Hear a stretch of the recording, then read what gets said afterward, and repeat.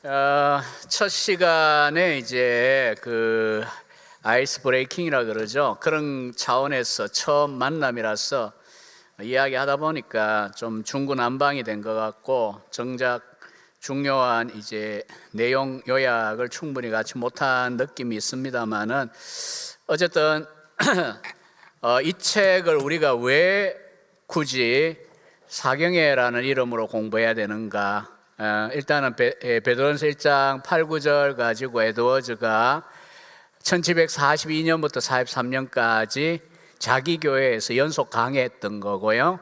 그러나 이제 이 형태로 한 건 아닙니다. 당연히 이게 이제 출판을 위해서 이분이 몇 년을 따듬어서 그렇게 준비한 거라서, 원래는 이제 사경회면은 원 형태가 뭘까 이렇게 이제 사실은 찾아가야 되는 작업인데, 뭐 나름 고민은 해봤는데 충분히 그게 될지 안 될지는 잘 모르겠고요.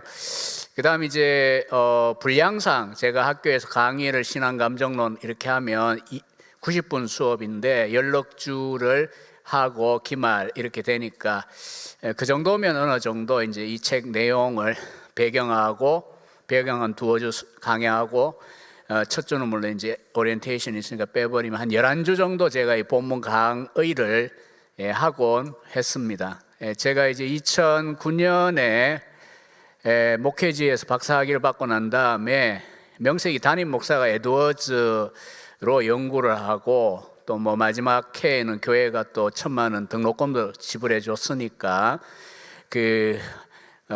무엇을 목사가 공부했는가, 이걸 이제 교인들이 나눠 먹어야 되잖아요, 사실. 마땅히 제가 할 일이라고 생각했고요. 그래서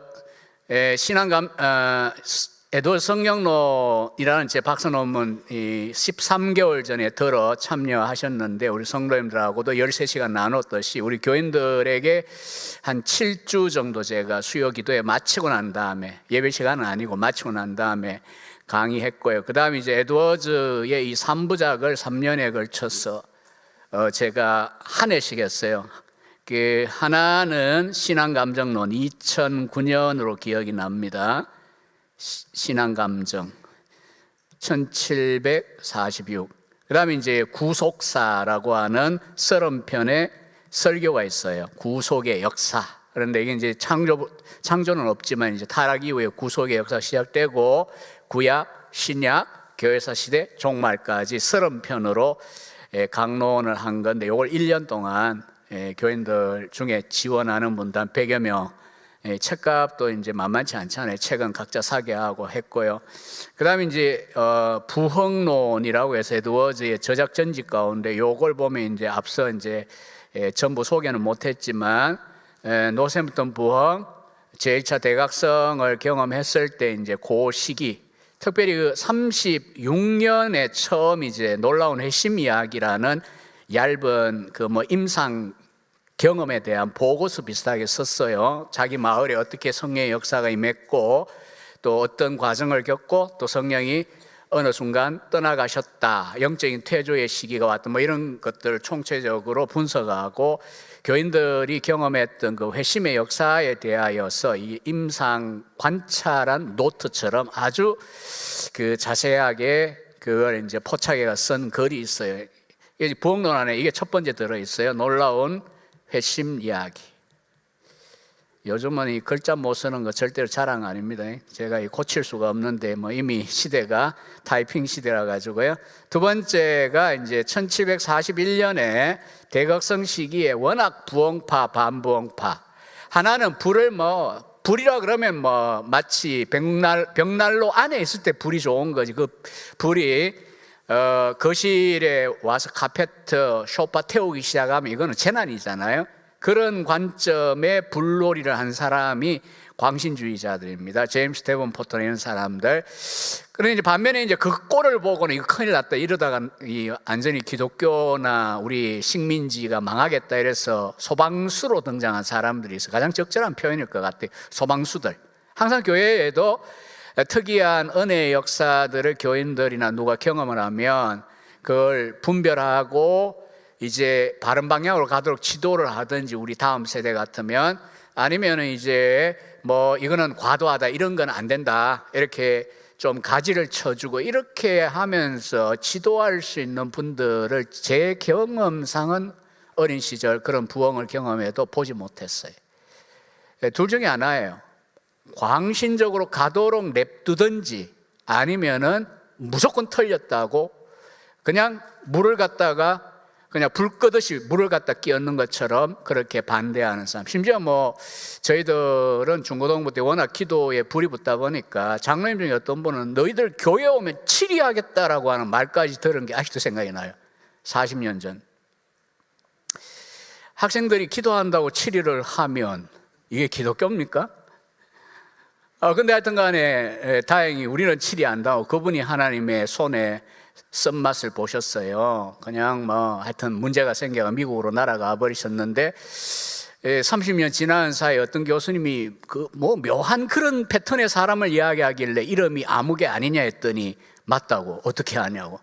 아이고, 변화하지 않고 가서도 또 그 일을 하고 계시는구나. 소방수, 반부흥파 역할이 나타나기 마련이에요. 그래서 이제 예일대학에서 이제 졸업식을 할 때 선배라고 이제 설교하러 목사를 불렀어요. 에드워즈 목사. 그래서 성령의 역사 분별 방법, 기억나는 분이 있을 겁니다. 1년 반 전에 제가 7월에 갑자기 우리 김균필 목사님 통하여 전화가 와가지고 주일 오후에 설교하십시오 그래가지고 와가 했어요. 그때 성령 역사 분별 방법 중간에 한번 쉬고 2시간에 걸쳐서 했던 부분이고요. 그리고 이제 세 번째, 균형 잡힌 부흥론이라고 번역되어 있을 겁니다. 이 대각성 시기의 성령의 강한 역사와 반부흥, 광신주의 사이에서 분별을 어떻게 할 것이냐, 기준에 대한 이야기, 그 다음에 부흥의 좋긴 한데 극단적이 되면 안 되는 그런 요소들이 뭔가, 이런 것들까지 굉장히 상세하게 부흥론을 집필했어요. 요 세 가지가 부흥론이라고 번역된 그 책 안에 들어있어요. 그러니까 이제 여러분들이 이제 같이 읽자고 하니 신앙감정이 요 형태로 되어 있잖아요. 요 전집 5권이요. 요거하고 이제 그 다음에 2권이 뭐냐 하면 의지의 자유라고 하는, 에드워즈로 하여금 지금까지라도 미국의 가장 시몬한 최고의 철학자로 인정을 받고요. 의지의 자유 이 한 권 때문에. 그러니까 무신론자들도 에드워즈를 지금 연구를 해요. 우리 같은 어떤 신앙적인 관심은 아니에요. 그렇지만 이런 이제 철학적인 형이상학적인 굉장히 사유가 오리지널하니까, 미국 하면 뭐 미국 쪽 좀 공부해 오신 분들 알지만 독창적인 게 없는 나라잖아요. 전부 유럽에서 이민을 만들었고, 그리고 뭐 신학이든 철학이든 전부 보면 이 유대인들이 도망가가지고 그냥 망명 가가지고 유명한 사람들이 된 경우들도 많고, 뭐 신학만 해도 저하고는 다르지만 파울 틸리나 뭐 라이놀드 니버 가문에 이런 사람들 다 독일 계열이거든요.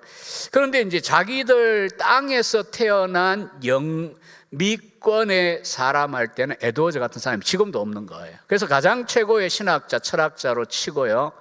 의지의 자유 1754년에 말기에 나왔어요. 요 신앙감정론하고 무관 안 합니다. 앞서도 이제 잠깐 이야기했지만 어펙션 이야기하면 감정, 의지, 성향은 어떤 방향에서 보느냐에 따라 다를 뿐 같아요. 무엇에 대칭해서 지성, 이해하고 분별하고 깨닫는 우리의 지적인 언더스탠딩의 그 기능하고, 그 다음 감정 내지 의지 혹은 성향이에요. 그러니까 의지의 자유라고 하는 게 신앙, 감정, 신앙의 본질로서의 감정, 어펙션에 대한 이야기하고 무관하지는 않습니다.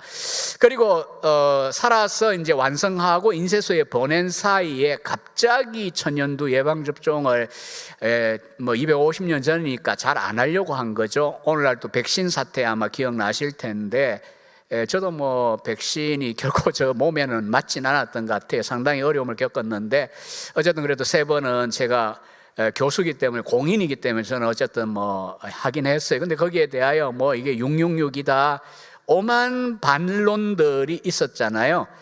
그러니까 이제 이럴 때는 이제 좀 명망 있는 뭐 그런 분들이 그렇지 않다, 이게 완전하지는 않지만 백신이 필요하다, 이렇게 하면서 이제 본을 보인다든지, 이게 지금은 좀 덜한데 250년 전에는 필요했어요. 그래서 학장이 직접 그 천연두 예방접종을 맞고 이 과학적인 이 예방접종이 좋은 거다. 근데 참 안 맞는 게 나았겠죠. 왜냐하면 득이 안 돼요. 맞고 한 달 뒤에 죽어버렸으니까. 그러니까 이거는 뭐 하나님의 섭리고, 인간적으로 보면 뭐 세상 사람들은 왜 쓸데없이 그걸 맞아가지고 그렇게 빨리 가냐. 왜냐하면 반부흥파의 그 합리적이고 차가운 알미니안주의자였던 보스턴의 찰스 촌시는 80세를 넘게 살거든요. 에드워즈는 54세 살고 그렇게 갑자기 가버린다고요.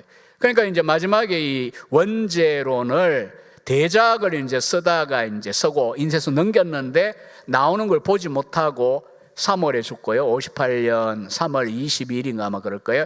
그러고 나서 이제 이 책이 나왔어요. 인쇄소에서 이제 찍혀가지고 나온 게 이제 마지막 이제 대작이 원죄론입니다. 이게 결국은 다 연관이 되어 있고요. 요 5권이 지금 우리나라에 전집 양장본으로 나와 있고요. 어쨌든 이 신앙 감정에 대한 이 공부가 이번에 어느 정도 되시거든.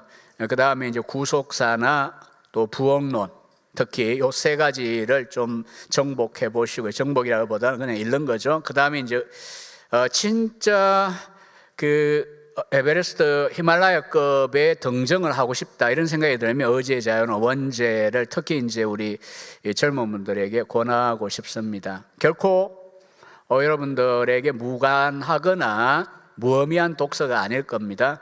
이 의지의 자유, 인간의 의지가 자유냐 속박되어 있냐는 바울부터 시작해서 계속해서 우리들에게 보여주잖아요. 그래서 중세에는 아우구스티누스와 펠라기우스 논쟁, 또 종교개혁 때 오면 에라스무스와 마르틴 루터, 칼빈 이런 이제 논쟁이 있고, 에드워드 시대에도 그랬고 그 이후 또 그렇고요. 오늘날도 이제 그 스키너 같은 행동과학자들 볼 때는 인간은 다 프로그래밍되고 일종의 자유가 없다 이렇게 말하고 싶어하는 분들, 또 뭐 오늘날 DNA나 게놈 지도나 이런 과학적인 근거에서 결정론을 이야기하고 싶은 사람들이 굉장히 많아요. 그러면 이제 그거에 따라 그 요소를 따져가 결혼에 뭐 근거를 삼기도 하고 이렇게까지 우생학적으로 접근할 수도 있는 상황인데, 성경은 어쨌든 의지에 대하여 원래 상태 인간 자유로웠습니다. 타락한 이후에 인간이 선을 선택하고 하나님을 선택할 자유가 없을 뿐이에요. 그러나 악을 선택할 때 인간은 자유롭습니다. 죄를 자기가 선택해 짓는 거지 사탄이 죄를 짓게 만들지 않아요. 사탄이 대단한 것 같지만 사탄은 역할이 유혹하는 것 외에는 역할이 없다는 것. 이게 이제 에드워드 신앙감정 읽으면 이것도 역시나 충분히 이야기할 겁니다. 우리가 우리끼리 상대의 영혼이 어떤 상태냐 볼 수 없잖아요. 부부 사이에도 오래 살아도 서로의 신비의 서민 영역이 있습니다. 그래서 저는 절대로 32년 됐지만 내가 아내를 다 안다라고 하는 착각을 전혀 안 합니다. 그래서 와이프에게도 하는 말이 나를 다 안다고 생각하지 말라 이렇게 이제 선언하기도 하고요. 자식도 그래요. 20살 10대 후반 이렇게 되면 어머니들 제발 정신 차리시고 내가 너를 모르냐 그런 헛소리 하지 마세요. 뭘 알아요 자식을. 또래 집단한테가 다 이야기하지 아버지 어머니에게 와서 그 나이 때 이야기 안 해요. 그러니까 걔가 속이 어떤지 우리가 정확하게 몰라요. 그래서 우리가 페이스북을 자꾸 이렇게 가입해 훔쳐보고 이러니까 얘들이 전부 떠나가 인스타로 가고 또 뭐 어디로 가버리고 잃어버리잖아요. 이게 안 해요. 그러니까 우스갯소리입니다. 이게 또 너무 또 심각하게 막 뭐라 그런 거 아니냐 우리 뭐 그게 아니고요. 그냥 우스개 같지만 언중유골입니다. 저 자신도 그렇게 생각하고요. 아들이 만 31살이 이제 지났는데 차라리 물어야 돼요. 겸손하게. 얘야, 내가 너를 낳았을 때 품 안에 자식일 때는 알았는데 지금은 도대체 너 어떤 사람이니? 계시를 좀 해다오. 너에게 대하여 알려다오. 아니 우리가 우리끼리도 그 부부도 그렇고요. 부모 자식 간에도 충분히 안다고 생각하면 안 돼요. 그리고 투시의 은사, 사도나 선지자에게는 일시적으로 주셨겠지만 우리들은 없습니다. 이 에드워즈의 강력한 강조점 중에 하나고요. 저는 100% 동의합니다. 사탄도 저와 여러분 속을 들여다보지 못합니다. 하나님 외에 우리 자신 외에 자기 영혼의 상태를 대면할 수 있는 직접적 대면은 없어요. 우리는 이제 사람들을 볼 때 목회자는 특히 그렇잖아요. 성도님들을 지도하고 또 때로는 뭐 책망도 하기도 해야 되고, 이제 청년 부서 맡았을 때 그런데 또 칭찬도 해야 돼, 격려도 해줘야 돼. 잘못 알고 있으면은 좀 끄집어 올려가지고 영혼을 뭐 치열업 해주고 이런 것도 해야 되니까 어느 정도 분별할 수 있는 기준들은 성경에 있습니다. 하지만 내가 너의 속을 왜 몰라? 이건 없어요. 사탄도 안 되고요. 우리가 서로 간에 아니에요. 지난 한 주간 동안의 삶을 우리가 어떻게 살았는가가 다 보이는 거면 목사가 설교를 어떻게 할 겁니까? 강단에 서면 근데 설교자인 저 자신이 여러분에 다 보이고, 또 여러분을 딱 쳐다보고 설교하려고 하는데 온통 속이 다 보인다. 그날로 교회 문 닫습니다. 못 견뎌요, 우리는. 하나님께서는 그렇게 허용하지 않습니다. 그래서 우리가 이제 신앙 감정론에서 신앙이 무엇이냐를 따질 때도 결과적으로는 그 남을 평가하거나 판단하는 문제 아니고요, 하나님과 자기 사이의 문제로 보도록. 에드워즈는 이렇게 끊임없이 출간되는 체험적 신앙, 참된 경건, 신앙에 대한 교재를 우리에게 역사적인 유산으로 남겼지만, 자기 스스로 생각할 때는 남들이 이 일을 하면 좋았겠는데 안 하니까 나라도 나서서 겸허한 자세로 이런 책을 썼습니다, 이렇게 말하잖아요. 그리고 감히 내가 남의 속을 들여다보고 남의 영혼을, 신앙을 평가 안전하게 할 수 있는 그런 눈을 갖고 있다, 그런 교만한 생각 안 합니다. 하나님만이 그런 권리를 갖고 있습니다. 이렇게 이 책 안에서 이야기를 하게 될 것입니다.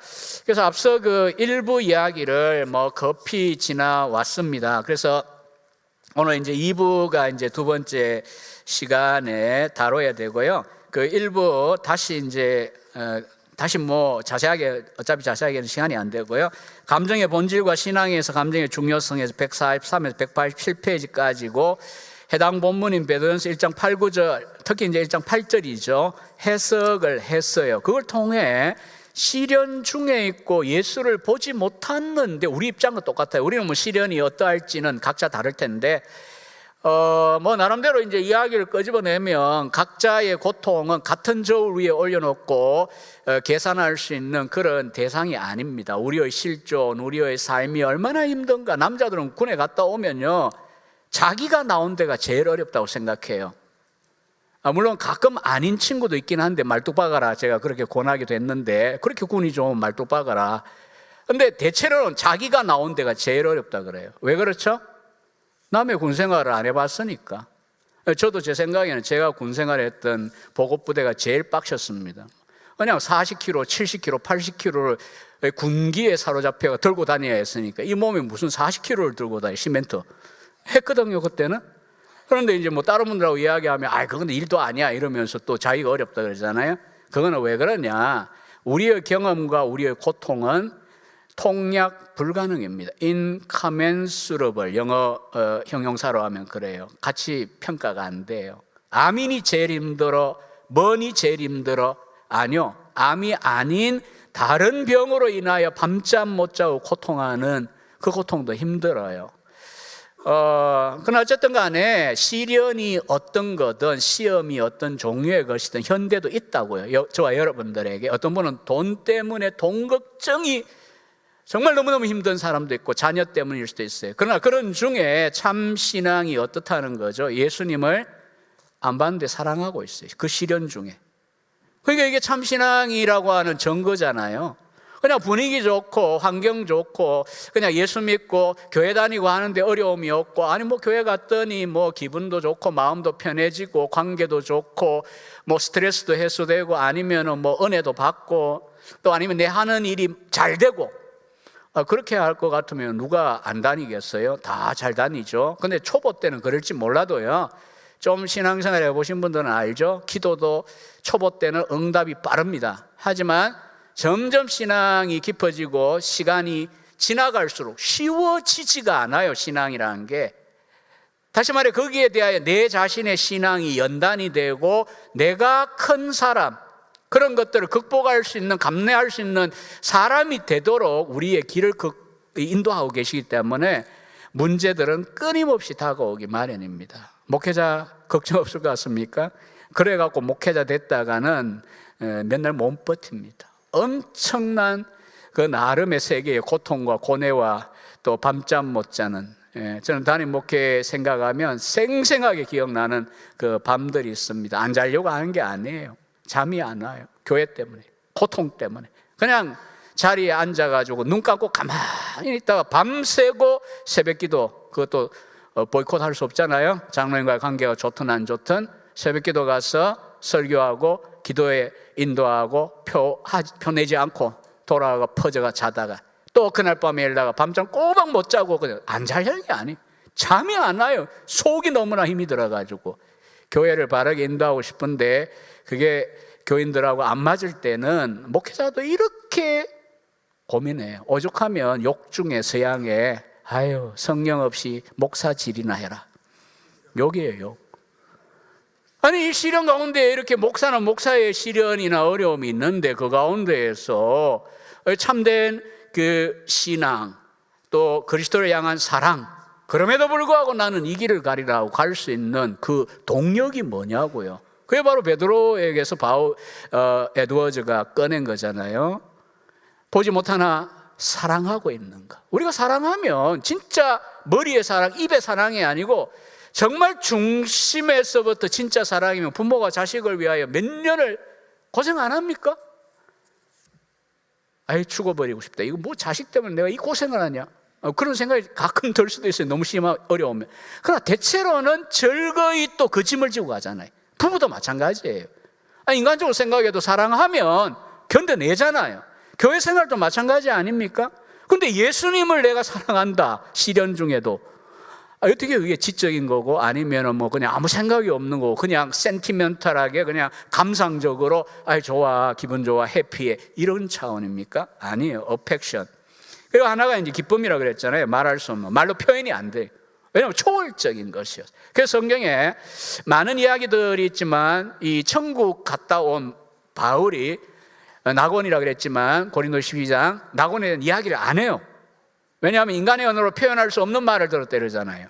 그래서 제가 종말론 강의도 하는데 늘 가을이면 천국 체험을 했다고 하면서 이야기를 꺼내기 시작한다면 그거는 성경적이지 않아요. 왜? 바울의 기준에 보세요. 근데 바울은 왜 그럴까요?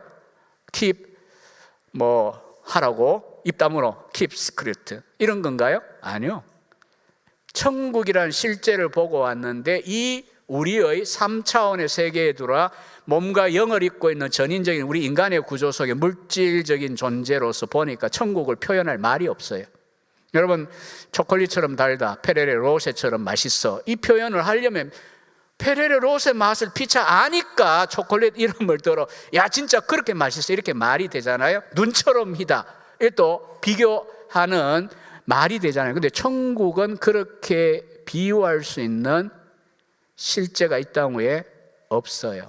그나마 이제 에드워즈도 고전 13장 강의 마지막 설교처럼 천국은 사랑의 세계입니다. 그러니까 천국 백성들이 세상이 이해할 수 없는 이 기쁨을, 즐거움을 누리는데 때로 자기도 이해가 안 되는 초월적인 거예요. 옆에 있는 비신자는 이해가 되지 않아요. 너 뭐 때문에 기뻐하고 너 뭐 때문에 그렇게 에너지가 넘치고 삶의 의욕이 있는 거냐? 모르죠. 대신에 뭔진 모르지만 충격을 줘요. 드라마 보지 말라고 강하게 말씀하시는 교회인지 모르겠는데 저는 드라마 중요한 거 봅니다. 왜냐하면 천만이 보고 영화도 왜 보냐, 연구하기 위해 봅니다. 그래 놓고는 또 신나게 보는지 모르겠지만 약간 드라마나 영화 안 보세요. 우리나라 거든 믿어든 뭐든 간에 핵심이 뭘까요? 그렇게 사악하고 악하고 멋지고 겉으로 볼 때는 온갖 유행 다 따라가고 참신하고 그리고 악하게 남의 걸 빼앗고 회사 말아먹고 이런 식으로 하는데 해피하냐, 기쁘냐, 진짜 즐겁냐, 정말 초월적인 기쁨이냐? 없어요.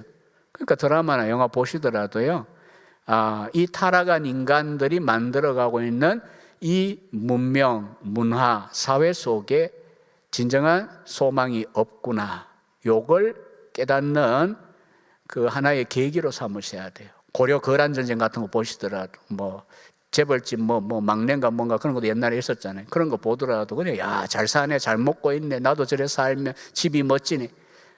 타락한 인간의 본성에서는 그렇게 갈 거예요. 우리도 따라갈 수 있어요. 그러나 결과적으로는 세상이 말하는 그 인간의 실존에는 살면은 믿고 말할 수 없는 이 영광스러운 즐거움이라는 요소가 없어요. 그들이 그걸 보여주는 거니까 우리가 어리석게 혹시라도 그거 내가 한번 이뤄보겠다, 예수 믿음으로, 그런 생각 안 하시는 게 좋습니다. 왜냐하면 시련 중에 이들은 사랑과 기쁨이라는 어펙션을 경험하고 심지어는 순교도 했잖아요. 화형당하고 이런 거 가장 끔찍스럽잖아요. 우리가 뭐 약간 불에만 대여도 얼마나 힘든데, 왜 초대교회 베드로 시대도 그랬고 초기 250년 동안 10대 박해를 통해 네로부터 시작해가지고 마지막에 갑자기 한 번씩 이야기하면 헷갈리는데, 하여튼 그 콘스탄티누스 앞에 디오클레티아누스네요, 황제 때까지 10번의 박해를 초대교회가 겪었거든요. 화형당하고 뭐 목 잘리고 십자가 지고, 그 자체가 누가 원해요? 근데 왜 그럴 수 있었을까를 한 번씩 물어보세요. 왜 그럴까 저 사람들은? 화형은 생각만 해도 저는 끔찍스러워요. 그런데 어느 날 마음에 말씀을 통하여 깨달아진 건 이거였어요. 저들은 그 몸을 태우는 그 물질적인 불의 온도보다 그들의 마음 가운데 있는 하나님의 사랑, 그들을 향한 하나님의 사랑, 로마서 5장 5절에 있는 대로 우리 영혼 속에 차고 넘치는 그 사랑, 그 다음에 하나님을 향한 사랑, 내가 주님을 위하여 목숨도 아끼지 않겠습니다 하는 말 그대로 그 사랑, 그 불이 더 뜨겁기 때문이라 라고 하는 것이 깨달아졌습니다. 그러니까 우리에게 그와 같은 차원까지 가지 않는 한은 뭐 지나치게 여러분들이나 저나 순교에 대한 두려움을 가질 필요는 없어요. 그래서 감정이란 무엇인가, 이 148에 있는 이 정의를 잘 그 책을 갖고 계신 분들은 외우시고요, 한번 음미해 보세요. 적어도 지정을 이렇게 나눈다기보다는 지성과 감정이라는 두 차원으로 나누고 있는 것. 그 다음에 두 번째 부분에 감정이 참된 신앙을 구성하는 중요 요소다. 내가 뭘 알고 입으로 고백한다가 중요해요, 지적인 차원. 그러나 그것뿐이라고 한다면 종교적인 신앙적인 생명이 없을 수 있습니다. 그냥 말, 그냥 지식, 정보로 따진다면, 여러분 오늘 이 시대에는 AI나 챗 GPT만한 그 실력을 우리가 따라갈 수 있을까요? 저는 뭐 아직 챗 GPT는 뭔지 제가 이렇게 물어보지도 않았습니다. 다만 이제 숙제를 그렇게 내면은 그냥 두지 않겠다, 상당히 위협을 하죠. 제발 여러분들 실력으로 책을 읽고 고민하고, 이 기계적인 도움이라는 건 한계가 딱 이렇게 윤리적으로 정해야 되는데요, 그냥 숙제를 이렇게 해보고 대신하라고 이렇게 내니까 걔가 아직 정확하지는 않거든요. 어쨌든 간에 중요한 건 정보량으로 보면 우리가 컴퓨터를 어떻게 따라갑니까? 근데 왜 지식이 많은 것이 우리의 신앙의 본질입니까? 여기서 오늘 우리 시대에는 속으면 안 되는 거죠. 그리고 오히려 성경은 신앙, 종교 이야기할 때, 경건을 이야기할 때에 10가지 중에 첫 번째가 그거였잖아요. 하나님이 원하시는 우리의 신앙이라는 거는 감각이 없고 약하고 우유부단하고, 예수님이 어느 교회에 말한 것과 같이 그냥 미지근해서 토해버리고 싶은 그런 상태, 그거 아니에요. 차갑든지 뜨겁든지 하라 그러잖아요. 열정을 가진 신앙, 온 마음 다해 온 뜻을 다해 사랑하는 것. 그래서 하여튼 우리가 우리의 자녀를 어떻게 사랑하는, 나이 드신 분들의 경우에는, 그 다음에 이제 연애를 한다면 우리 젊은 세대들은 내가 정말 사랑에 빠졌을 때 어떤 마음이든가를 생각해 보세요. 그건 이제 물론 자연적인 타락한 인간의 누구나 누릴 수 있는 감정의 조건입니다만은 어떤 유사성, 유비는 돼요. 아니, 우리가 하나님을 정말 사랑한다면, 하나님의 사랑이 뭔지 우리에게 강하게 와닿았다면 하나님은 아낌이 없는 사랑이거든요. 포기 안 한다는 사랑이거든요. 그러니까 이제 우리들은 거기에 대하여 우리의 지정의가 반응을 한다면 우리들도 이제 각오를 해야 되는 거죠. 하나님 절대로 놓으세요 한다고 손 놓을 뿐이 아니고, 또 내가 하자고 하는 대로만 절대로 가시지 않을 뿐이라는 걸 아는 거죠. 오히려 이제 적극적으로 말하면 뜻을 다하고 힘을 다하고 마음과 성품을 다하여 주 너의 하나님을 사랑하고 이렇게 되는 거고요. 로마 12장에 있는 말로 하면 열심을 품고 주님을 따르는 거고, 뭐 어떤 분은 그러더라고요. 북한이 지금 주체 사상을 저렇게 막 맹목적인데 그 속에다가 김정일 뭐 밑에 부자 뭐 3부자 빼버리고 하나님 주권 사상이 들어가면 얼마나 저들의 신앙이 철저하겠냐. 뭐 글쎄 저는 잘 모르겠습니다만 유사성이 있긴 합니다.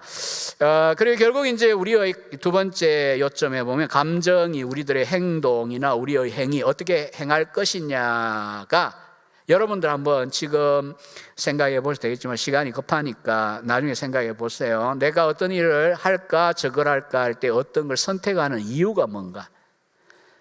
물론 뭐 여러 가지 나의 의지와 관계없는 외적인 것 때문에 행하는 경우도 있을 거예요. 그러나 인간은 그런 경우에도 무엇이 옳고 그른가 스스로 판단을 하고 하나님의 뜻이 뭔가 판단하고, 그 다음에 내가 하나님을 기쁘시게 하기 위해 이 길을 가겠다라고 선택을 하는 것이 점점 개발돼야 되겠죠. 그러면 그럴 때에 내 마음을 움직인 걸 보세요. 내가 행동하도록 만드는 거는 기계적으로 움직일 수도 있지만 우리가 인간으로서 인격적으로 반응한다면 내 마음의 어펙션이 무엇인가, 성향이 무엇인가에 따라 그렇게 열매로서 행동은 나오게 되어 있습니다. 정말 우리가 그리스도를 사모하고 하나님을 사랑한다면 뭐 찬양으로도 나타날 수 있는 거고요. 그리고 우리 신학생들이 요즘 뭐 젊은 시대잖아요. 정말 뭐 알파 세대 뭐 이러고 해서 정말 특이합니다. 간간히 뉴스에 나올 겁니다. 전도사 과잉 근무에 대하여 법원에 가서 고소하는 경우도 있을 수 있고, 안 그러면 뭐 면접 보는데 뭐 몇 시간 근무해야 됩니까? 얼마 줍니까? 등록금 줍니까? 저희 때 같으면 상상도 못했어요. 담임 목사가 할 때도 저는 사례를 주는지 집을 주는지도 모르고 그냥 가서 보니까 뭐 그렇게 산 거지. 요즘 세대는 안 그렇거든요. 그러나 어쨌든 간에 그런 세대라고 할지라도 저는 때때로 이제 도전을 합니다. 여러분을 움직이게 하는 동기가 뭐냐?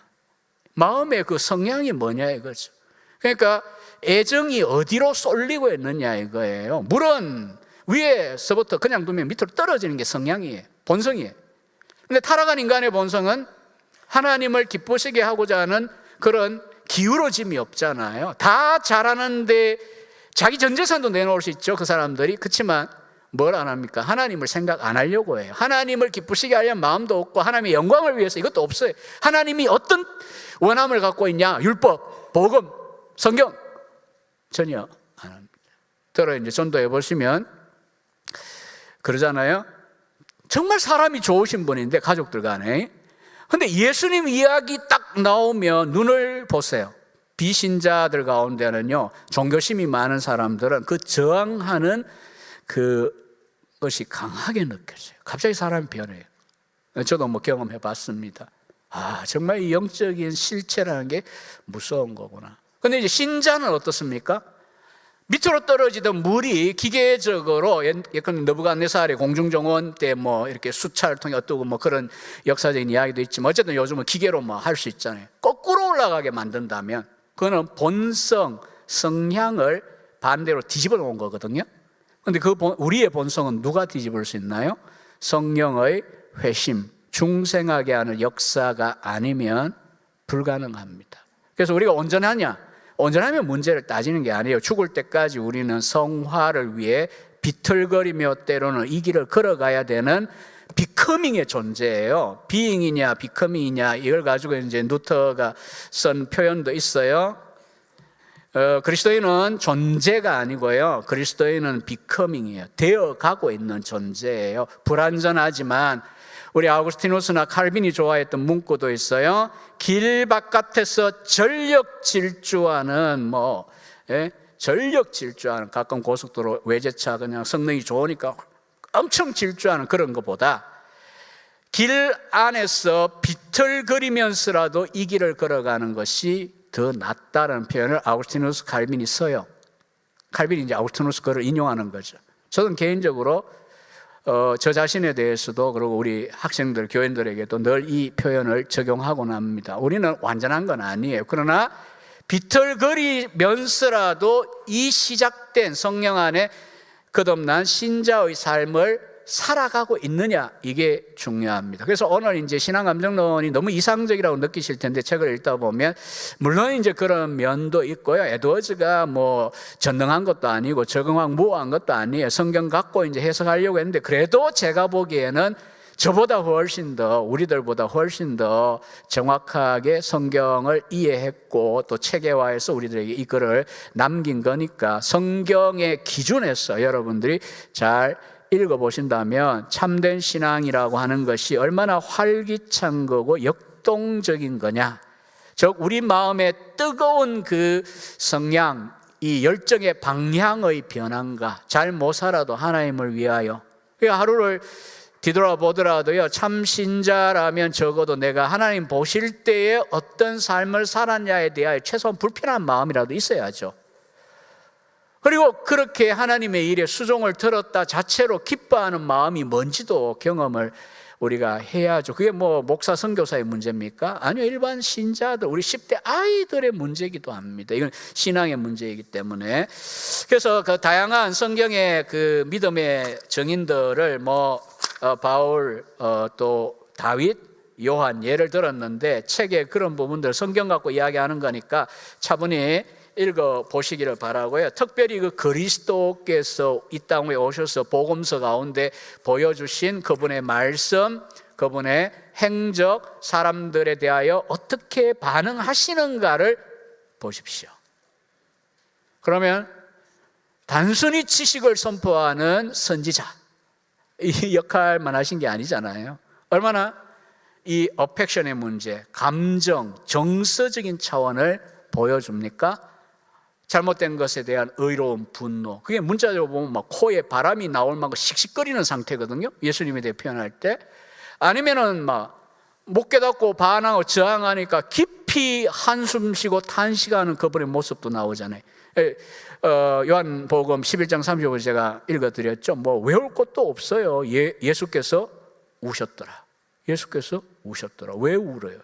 무능했어? 아니요. 감상적으로? 아니요. 내가 할 수 있는 건 눈물밖에 없어요. 이거 아니잖아요.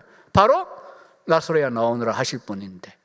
그리고 중요하죠. 나사로야 나오너라예요. 왜냐하면 그러면 무덤이 집단 무덤인데 나와 이러면은 다 튀어나오기 때문에 안 돼요. 이거는 우스갯소리 같은데 진짜입니다. 나사로만 지금 살리려고 하는 거니까 나사로야 나오너라니까 나사로만 나오잖아요. 묶인 채. 근데 그 앞에 왜 우냐고요. 그만큼 우리가 이제는 끝났어. 죽은 지 사흘이 지나가. 우리는 다 그렇잖아요. 유대인도 똑같거든요. 관습이 성묘를, 첫 번째 성묘를 사모, 원래 한자는 삼우입니다. 세 번째 제사라는 말이에요. 우리가 안 쓰는 게 좋아요.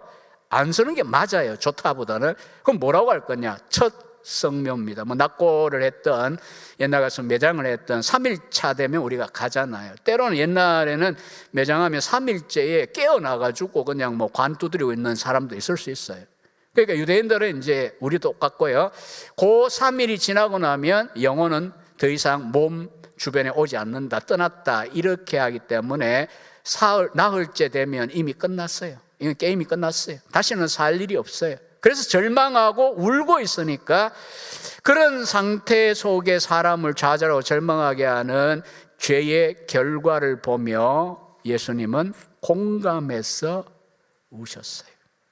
사실 우리가 목사도 무능하지만 여러분들도 도와줘야 할 때 정말 중요한 문제들 무능하거든요. 그러나 우리가 복을 빌어주고 기도해주고 그 다음에 장례도 정말 인간적으로 말을 꺼내기 어려운 참혹한 상황이거든. 자살이든지 뭐든 어쩔 수 없이 가셔야 되거든. 말하지 마세요. 20대 아이가 주고 10대 아이가 주는데 가서 뭔 말을 하실 겁니까? 목사도 할 말 없어요. 왜냐하면 말이 필요한 분들이 아니에요. 그 참혹한 상태, 참척의 아픔을 겪는 분들 곁에서 욥의 세 친구는 처음에 2장까지는 잘한 거예요. 7일 동안 욥 곁에 있으면서 입 다물고 있었어요. 우리는 그 자세가 필요해요. 옆에 그냥 있어주세요. 정말 사랑하는 지인이면. 그리고 할 수 있다면 정말 그 상대의 인상 속에 깊이 남길 수 있는, 우리가 할 수 있는 최고의 표현이 뭔지 아십니까? 예수님처럼 해서는 아니지만 우리도 울어주는 거예요. 눈물이 그냥 납니까? 특히 목사님이 우냐 안 우냐 따지지 마세요. 목사님은 모두를 위해 울 수 있는 자신이 없으면 아무를 위해서도 울면 안 돼요. 공적으로. 무슨 말인지 못 알아들어요? 아니, 내가 정말 어떤 그 오랫동안 교회 봉사하고 헌신했던 그런 분이 돌아가시면 목사 아프거든요. 당연히 자식보다 더 울어요, 속으로. 근데 울어보세요. 어떤 사단이 나는가? 그 다음에 또 누가 돌아가셨어요. 교회도 잘 안 오고 애미기는 사람이 죽었어요. 목사가 울 수가 없어. 눈물 흘릴 일이 별로 없으니까. 그럼 왜 안 울었냐고 또 난리가 나고 시험에 들었다고 그러고, 지한 짓은 생각도 안 하고.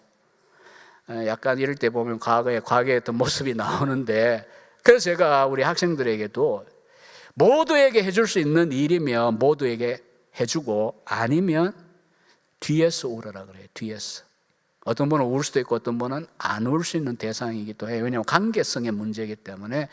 근데 어쨌든 여러분들이 정말 사랑해서 참혹한 죽음 앞에 서시거든 말하지 마십시오. 그냥 함께 하시고요. 또 진짜 마음 깊이 안 됐고 안타까우면 울어주세요. 여러분, 눈물이, 진심에서 나온 눈물이 얼마나 전도에도 힘이 있는지 여러분도 아실 거예요. 그래서 제가 쓴 표현이 아니고요, 에드워즈도 이 구절을 인용했지만은 워필드 앞서 이야기한 주님의 감정 생활에도 그렇고요, 많은 분들은 이 10장, 11장 35절에 우셨다라고 하는 이 뜻밖의 반응에 예수님의 그 깊은 인성, 자비의 마음, 어린 양 같고 비둘기 같은 마음, 나중에 3부에 보면 예수님을 닮으라 할 때 그 이야기 하잖아요. 그걸 보여주신 거거든요. 자, 그러면 이제 시간상 또 이러다 보면 뒷부분이 또 약해지는데, 참 그래도 어쨌든 그렇다고 해갖고 그냥 핵심은 이겁니다 하고 줄줄 읽어버리면 여러분들이 내일 또 많이 또 안 보이실 것 같고, 몇 가지를 핵심적으로 강조해가 전달하되 좀 알아듣도록 해야 된다는 이 사명감 때문에 그렇습니다. 자, 2부로 한번 넘어가 보십시오. 신앙 감정이 진정으로 은혜로운 것인지 아닌지에 대한 판단 근거가 될 수 없는 표지, 이렇게 해서 2부 12가지고요. 그 다음 이제 3부가 판단 근거가 될 수 있는 적극적 표지. 그래서 이제 사실 영어에 보면 에드워즈는 2부의 경우에는 네거티브란 말 병원에서도 쓰고 여러모로 쓰이잖아요. 사인즈입니다. 12가지 소극적인, 또 3부가 파지티브, 12가지 파지티브 사인즈, 이렇게 되어 있거든요. 이 소극 적극이라고 번역을 하면 어떻게 와닿으실지 모르겠는데요, 이 네거티브하다는 말은 일 수도 있고 아닐 수도 있는, 다시 말해 성령의 구원하는 역사로 이런 현상이 나타난 것일 수도 있고 아닐 수도 있는, 왜냐하면 성령의 구원하는 은혜도 있지만 성령은 어떻습니까? 선인이나 악인이나 비를 주시는 것과 같이 구원의 은혜 외에 일반 은혜적인 차원의 역사를 하세요. 이 구원의 은혜는 특별 은혜라고 부르기도 하죠. 특별하다는 건 뭔 말입니까? 다가 아니라 선택된 자의 일부에게 주는 은혜란 말이잖아요, 구원은. 그러나 일반은 인간이라면 누구에게나, 피조물이라면 누구에게나 나타나고 있는 성령의 은혜, 지금 만물을 아름답게 데코레이션 하시고 창세기 1장 2절이나 시편 103편에 있는 대로 이 누가 하십니까? 아름다움, 거룩함의 영인 성령이 하신 거거든요.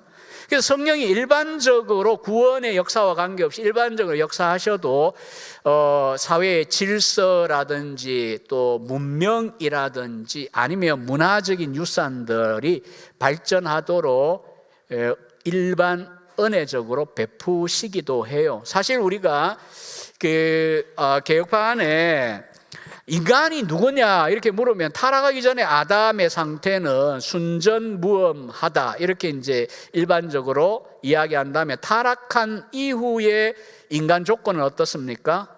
자, 도로토 신경 5 포인트 5개 조항 중에 첫 번째가 뭐예요? 튤립 할 때 T가 뭐예요? 토탈 디프레버티잖아요. 전적 타락, 전적 폐괴, 디프레버티. 게다가 이제 따라 붙는 게 and total inability입니다. 전적 무능력. 그러니까 영적 선을 향하고 하나님과의 관계에서는 전적으로 죽은 거다. 죄 때문에 영적으로 무감각해요. 마치 소경이 된 상태와 같아요.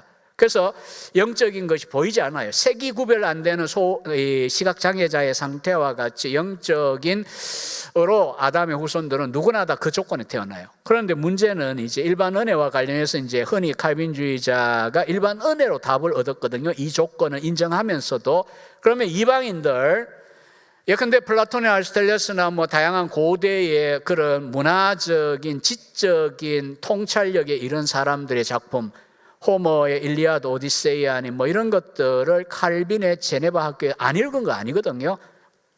히랍 고전, 라틴 고전 읽혔다고요. 라틴어 공부하는데 왜 이렇게 전적 타락인데 이런 것들을 인정하냐? 또 지금 이제 우리가 주변에 믿지 않는 사람들 보시면 죽은 건가요? 영적인 초점이 아니고 일반적으로 보면 우리보다 선해요. 어떤 사람들은 우리보다 훨씬 더 이기적인 게 아니고 이타적으로 남을 위해 헌신하잖아요. 시간도 그렇고 물질도 그렇고. 그래서 때로는 우리가 그들은 거인이고 우리는 난장이 같은 느낌이 들어요. 그러나 여기서 헷갈리면 안 되는 것은 그래서 결국 그들이 무엇을 보여주냐 이거죠. 그들의 선이 무슨 근거에서 나왔습니까? 타락한 이후에 인간의 본성이고요. 그 다음에 거기에서 그나마 선을 만들어내시는 것이 바로 성령의 일반 은혜입니다. common grace입니다. 그러나 구원하는 은혜는 성질이 더럽든 말든 간에 우리 같은 인생들에게 구원을 주시는 은혜가 특별 은혜예요. 선택된 자에 주어져 있는 거고요. 그 차이는 우리가 3부에서 보는 대로 중생이라고 하는 성령의 내주라고 하는 차원에서부터 시작을 할 겁니다. 그래서 성령이 역사라고 해도 구원의 역사도 있고요. 일반적인 역사도 있고요. 그 다음에 많은 것들이 유사하게 사탄도 그런 일들을 할 수 있는 일들이 있어요. 예컨대 12가지 중에 보면 읽어보신 분들 기억나십니까? 성경 본문을 갖고 무슨 플레이 장난하는 이런 일 사탄 할 수 있어요. 왜? 우리 이단이나 사이비들이나 자유주의 신학자들 얼마든지 성경 본문 그것도 원문을 갖고 얼마든지 하나님의 뜻과 관계없는 일들 할 수 있잖아요. 사탄 할 수 있습니다. 성경 갖고 장난하는 것. 아니면 어떤 환상이나 망상을 보이거나 귀에 무슨 음성이 들리게 하는 거 이거 성령만 선지자들이 하신 게 아니에요. 유사현상이 사탄을 통해서도 와요. 그리고 어떤 분들은 기질상 체질상 쉽게 이게 격앙되어 가지고 뭔가를 보는 사람이 있어요. 그거는 사탄과 관계도 있겠지만 일단은 그 사람의 기질적인 문제입니다. 그러니까 우리 영혼에 영향을 미친다 할 때에 소극적 표지에서 다루는 12가지는 결국은 이렇게 이런 현상이 나타나면 이런 표지가 나타나면 이거는 성령의 구원하시는 특별한 은혜가 반드시 맞아 이렇게 말하기가 어려운 요소들이에요. 그래서 네거티브예요. 본질적이지 않은 표지들 12가지입니다. 어느 성령도 하시지만 때로는 사탄도 흉내낼 수 있는 차원. 그래서 그게 뭔지를 한번 보십시다. 자, 첫 번째 보십시오. 문득 이제 자꾸 생각이 나는데 우리 외우기로 한 구절이 있죠. 자, 그거 외우고 지나갑시다. 이 책의 요지 라고 한 게 뭐라 그랬어요? 교리해가지고 참된 신앙은 대체로 거룩한 감정 안에 있다.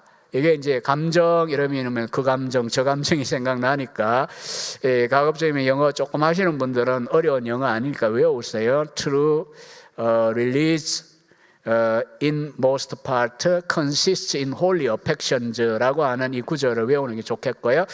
그래서 우리가 3부에 가서 만나는 12가지 표지는 이게 이제 그 제가 포스터에 나가도록 준 자료에 따르면 내일부터 이제 3일 동안 12개를, 이 분량도 많기도 하지만 중요하기 때문에 3번에 걸쳐 나누게 될 텐데요. 193페이지 한번 보세요. 첫 번째부터 이제 간략하게 보시죠. 시간이 최대한 제가 맞추도록 노력하겠습니다. 감정의 정도에서 198페이지까지 되어 있는데, 그 제목 밑에 있는 한 문장을 한번 같이 읽어볼까요? 신앙, 감정이 매우 크게 발휘되거나 아주 높이 고양되는 것 자체는 그 감정들이 은혜로운 것인가 아닌가를 판단할 근거가 될 수 있는 것이 표지가 아니다. 뭔 말입니까? 신앙 감정이 매우 크게 감정이 발휘되거나 높이 고양되는 자신도 느끼지만 옆에서도 볼 수 있잖아요. 근데 이제 여기에 대하여 이게 본질적인 표지가 아니다는 말은, 에드워즈는 항상 한쪽은 소방수들을 기억하고 있고 한쪽은 불 내려고 하는 부흥파, 광신주자가 있고 반부흥파 양쪽을 생각해요. 그래서 이 첫 번째 표지부터도 그렇잖아요. 에드워즈가 참된 믿음이 강하게 존재하는 곳이라면은 당연히 신앙 감정이 크게 발휘되는 것이라는 거죠. 193페이지. 사람들의 심령 속에 있는 참된 믿음이 높게 고양되고 신령하고 거룩한 감정 역시 고양될 것이다. 진정한 은혜가 임했다면 그냥 완전히 냉동실 같은 이 차분한 머리로 이렇게 되지 않잖아요. 우리가 과거에도 정말 가짜와 진짜와 자기 형부 뭐 등등이 있을 텐데 분별을 좀 어느 정도 하신다면은 진짜 은혜라고 우리가 깊이 받고 우리의 가든 길을 뒤집어 놓을 만큼 성향의 변화가 왔다면은 어떨까요? 그게 차가운 이성적인 게 아니에요. 감정이 분명히 거기에 고양이 되었어요. 희생하고 헌신할 만큼 내 마음에 뜨거운 뭐 열정이라는 표현이 다 표현할 수는 없지만 그런 게 있었을 거예요. 그래서 이제 반부흥파에 대하여 뭐 원래 좋은 선한 역사에도 그 감정 고양될 수 있는 거 아니냐 이건데, 그 다음 197페이지부터 이제 다른 방향에서는 뭐라 그러냐 하면, 그렇다고 해서 감정이 크게 고양된다 그 사실만 딱 하나 가지고 막 흥분한 그 사실만 가지고 이거는 참 은혜 받은 거야. 그래서 아까 이야기한 오늘날의 이 수련회 집회, 여러분 교회는 그렇게 안 하겠지만 일반 연합 집회들을 보면 그런 경우가 요즘은 참 많아요. 그렇게 했더라도 카타르시스나 감정적인 어떤 뭘 좀 누리고라도 돌아가고 그 전주와 똑같이 되더라도 이런 느낌이신 건지 사역자들 마음이, 저는 참 안타까워요.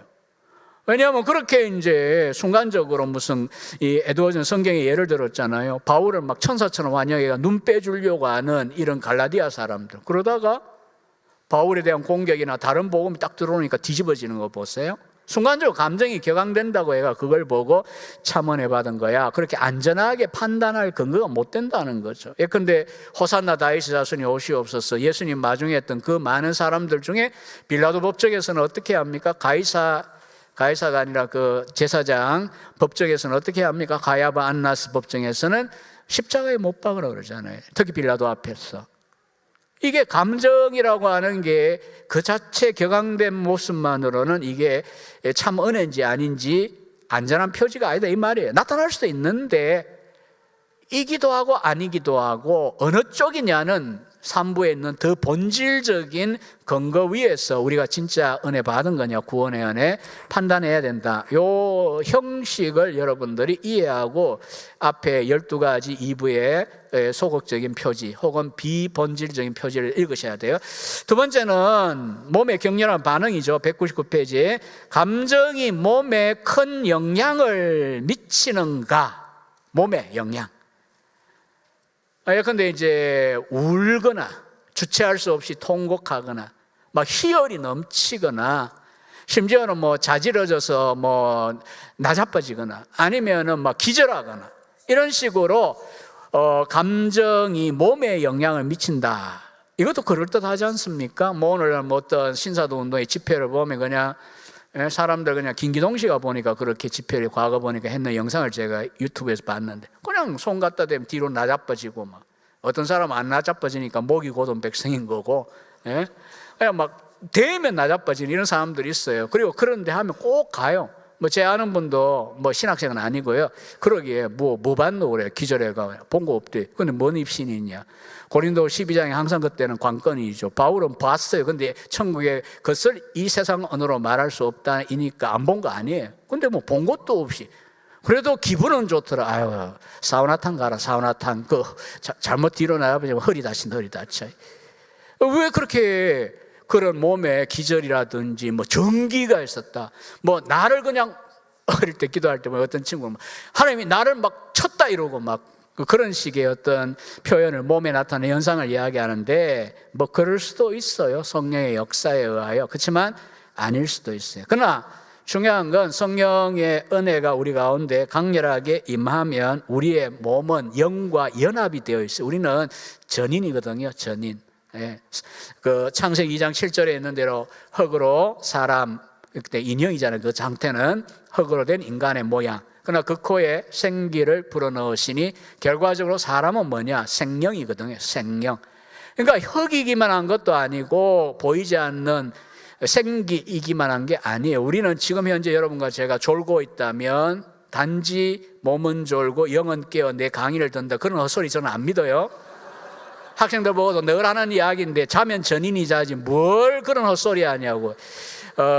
여러분 자면 그냥 우리가 전체가 자는 거잖아요. 그래서 호머가 반쪽 죽음이라고 그랬잖아요. 죽으면 우리를 방어하지도 못해요. 깊이 잠에 빠져버리면. 그러나 이제 다만 이제 구별되는 날이 오죠. 죽음의 때에 몸과 영이 분리되고 몸이 어떻게 뭐 장례되든 간에 영은 주님 앞에 가서 생생한 의식을 가지고 산다는 걸 보면 몸과 영은 분리가 가능해요. 그러나 그것도 죄의 결과였잖아요. 원래 아담이 지어졌을 때는 전인입니다. 근데 이제 왜 분리가 옵니까? 죄의 결과로 육체적 죽음이 오요. 물론 신자에게는 죄의 결과 뭐 저주다 이런 의미는 없었어요. 그리스도 덕분에. 그러나 어쨌든 간에 중요한 것은요, 전인이기 때문에 우리가 우리의 내면, 우리의 영혼 혹은 우리의 속사람으로 강렬한 은혜를 경험한다면 당연히 몸에 영향이 나타날 수 있습니다. 에드워즈 초기에 회심 이후 기록을 봐도 그냥 엉엉 울며 소리내어 혼자 비밀한 곳에서 기도하고 소리 질러 기도하고 너무나 호흡같이 자연스럽다는 표현을 쓰거든요. 그래서 그 현상 자체만 보고 아이 신앙이 왜 저러냐 점잖지 않다 이렇게 말할 수도 없고요. 그걸 보고 아 은혜 받았네. 어떤 분은 보니까 유명한데 이름만 들면 또 고소하려고 하기 때문에 이름은 안 밝히겠는데 자기가 그냥 뭐 어느 날 그냥 방언을 받아가지고 그 뭐 중고등학교 때인 것 같아요. 뭐 랄랄랄랄 막 이렇게 헬리콥터 돌리고 이러니까 저는 그런 어성어는 헬리콥터 소리 같아요. 그래서 뭐 제가 신령한 일에 뭐 부정적 이런 것도 아니면서도 하여튼 그 양반은 그런 걸 가지고 이제 옆에 이제 이모인지 누군지 간에 야 이제 됐다 네 신앙은 의심할 바 없도다 그 말 하는 거예요. 부흥사한테 간증하면서. 그래서 제가 어이가 없어가지고 아니 그 뭐 헬리콥터 돌리는 소리야 뭐 고리라를 시켜도 할 수 있는 거고 뭐 사람 뭐 누가 뭐 합니까 그거. 여러분 랄랄랄라 한번 해보세요. 할렐루야 할렐루야 한번 해보세요. 방언이 정말 미치도록 그리우면 하나님이 안 주시는데 뭐 그러다 보니까 어느 날 뭐 혀가 꼬부라져 보세요. 제가 뭐 조롱하고 그런 거 아니에요. 성령의 역사를 저는 조롱하지 않습니다. 절대로. 그게 아니라 인간적으로도 만들어낼 수 있는 그런 현상들이 많아요. 옛날 방언학교 이런 데 가면 그런 거 시킨 거예요. 할렐루야 할렐루야 할렐루야 할렐루야 하다 보면 이게 꼬부라져 버려요. 성경의 역대상 1에서 9장을 소리내가 막 빠르게 한번 읽어보세요. 전부 족보잖아요. 예? 아무라무라무라무라무라 해보세요. 그러면 뭐가 되는가? 그냥 혀가 막 확 꼬부라져가지고 그냥 방언이 돼버리는 거예요. 방언인데 방언이 아니잖아요. 그게 사실은 방언은 이렇게 말하는 언어인데 그게 내가 알던 말이 아니기 때문에 못 깨닫는 거고요. 통변의 은사가 없는 고린전서나 사도행전의 기준에 의하면 그러나 그 통변의 은사가 그때 동시에 할 때에 뭐 15개 이상의 지역에서 온 유대인들이 그걸 알아들었다 그러잖아요. 근데 그거하고는 구분해야 되잖아요. 그러니까 단순히 우리가 어떤 뭐 통곡을 하고 아니면은 그 복임이라는 본문을 제가 사사기 2장 1절에 5절 읽은 이유가 그거예요. 바로 이 유사 신앙, 그럴듯해 보이지만 안전한 표지가 아니다. 왜냐하면 그들도 너희 왜 애굽에서 인도한 하나님 안 믿어? 너 왜 언약 어겨? 막 이렇게 하니까 크게 울었다 그러면 끝내버리잖아요. 그게 크게 울고 끝낼 일이 아니거든요. 그래서 어떤 분은 뭐 설교 제목도 그 본문이 울다 망한 사람들 뭐 이렇게 적기도 하는데 그냥 통곡하고 울고 뭐 애들처럼 말해도 안 들으면 부모한테 그냥 문 잠그고 나 굶어 죽어버릴 거야 그러고 데모하고 자기 뜻 관철시키고, 저는 40일 금식 기도를 그렇게 하는 분들을 제일 정말 피하고 싶어요. 하나님께 왜 데모를 합니까? 금식을 왜 하는 건데요? 왜 굶습니까? 왜 몇 시간씩 산에 가 기도합니까? 예수님처럼 해야죠. 결국은 뭔 말을 했더라도 결론은. 그런데요, 하나님 내 뜻대로 마시고 아버지 뜻대로 하십시오. 자기 의지를 하나님의 앞에 번제 제단에 올려드리는 게 금식인 거예요. 근데 제가 금식을 하고 오셨는데 더 독재자 비슷하게 나가시는 목회자를 보고 어린 시절에 이건 아닌데 나는 40일 금식 기도를 안 해야 되겠다 앞으로 목회하더라도. 농담 같지만 진짜입니다. 저는 뭐 무능하기도 하지만 그렇게까지 해가지고 하나님을 장악하고 성도들을 장악하기 위한 수단인 거면 그거는 금식의 의미가 아니에요. 그러니까 여기에 뭐 딴 이야기 조금 번졌는데 어쨌든 인간의 몸은요 영과 연합이 되어 당연히 영향을 받습니다, 몸에. 그러나 그 몸에 나타나는 현상만 보고 너무 쉽게 이건 진짜 우리가 성령의 은혜다 이렇게 말하지 말라는 거예요. 그렇다고 우리가 판별사가 돼가 무슨 병아리 감별사도 아닌데 자꾸 그 감별 남과하려고 그러시면 안 돼요. 그냥 자신에 대한 이야기예요. 자기를 평가할 때 은혜를 체험했다고 생각하는데 성경을 보면 몸에 현상이 나타날 수도 있어요. 떨리고 탄식하고 병약하고 그 2번 끝부분에 보면 부르짖기도 하고 헐떡이고 피곤하고 쇠약하고 이런 현상이 참 은혜를 받아서 나타나기도 해요. 그러나 그 현상만으로 진짜 은혜다 이렇게 말하기 어렵다는 이야기고요.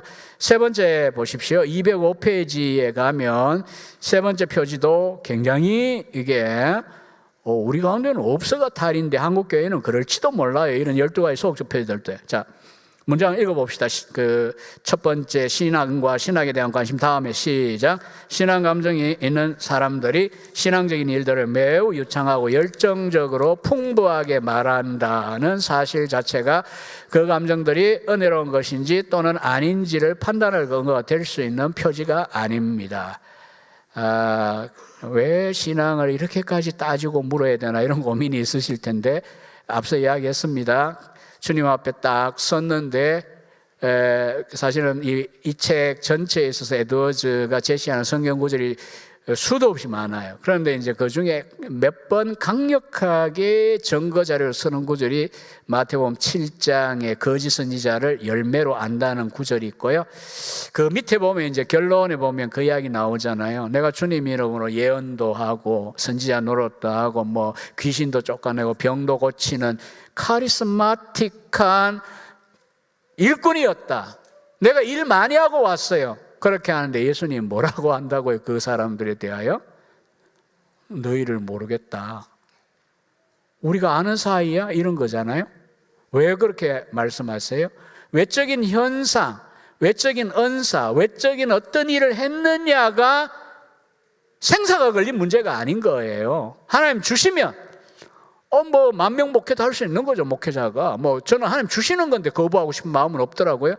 근데 모두가 그런 것도 아니거든요. 모두가 뭐 기도하면 병이 낫고 이런 겁니까? 아니잖아요. 사람마다 하나님 주신 은사와 분량이라고 하는 것이 있는 거고요. 대신에 그게 크든 작든 간에 하나님의 뜻대로 행하는 사역을 하고 신앙생활을 해야 되는 거잖아요. 그럼 그게 핵심이 뭡니까? 결국은 참 은혜, 참 성령의 역사로서 우리의 존재의 변화, 이제 중생입니다. 그리고 우리의 전인의 변화, 그리고 열매 맺음의 문제이지 단지 말 못하던 사람이 어느 순간에 입이 열려가지고 그것도 신앙적인 일, 교회의 일, 종교적인 일에 막 열정적으로 이야기를 하게 되었다. 야, 이 사람 은혜 받은 거야. 거의 그럴 것 같은데 유사 현상일 수도 있어요. 맞을 수도 있어요. 사람 따라 다른 거니까. 그러나 여러분 자신에 대하여 적용할 때는 뒤에는 12가지 적극적 표지 갖고 하나님의 은혜를 받은 거다. 성령의 역사다. 그런데 그 현상 중에 하나가 보니까 이런 일이 있더라. 내가 너무 내성적이고 사람 말도 못했는데 내가 예수님을 자랑하고 전도하고 그리고 내가 하나님에 대한 사랑을 고백할 수 있고 이렇게 되었더라. 이 현상까지 보면 그 적극적 표지 때문에 이런 소극적 표지가 성령의 역사라고 우리가 인정할 수 있어요. 반면에 적극적 표지가 없이 이 현상만 있으면요, 에드워즈는 이야기하죠. 나쁜 이유 때문일 수 있다. 말이 많고 말이 자유롭다는 것은 참 은혜의 표지가 아니고 성경에 보면 그걸 갖고 평가하라는 기준도 없어요. 말을 얼마나 잘하는가, 얼마나 열정적으로 말을 하는가가 표지로 제시된 적이 없어요. 오히려 이걸 보고 입과 혀에 달린 신앙이라고 말합니다. 나뭇잎과 같대요. 나뭇잎. 열매가 중요한데 나뭇잎이 얼마나 무성하냐와 같다는 겁니다.